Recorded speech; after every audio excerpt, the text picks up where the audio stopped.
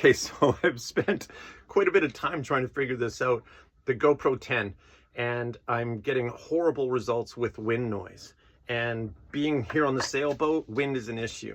So I bought these dead cats and I slapped them on as per the instructions, and I just took it out and it's still, wind noise is horrible. So then I had to research, and it took me quite a while to find out.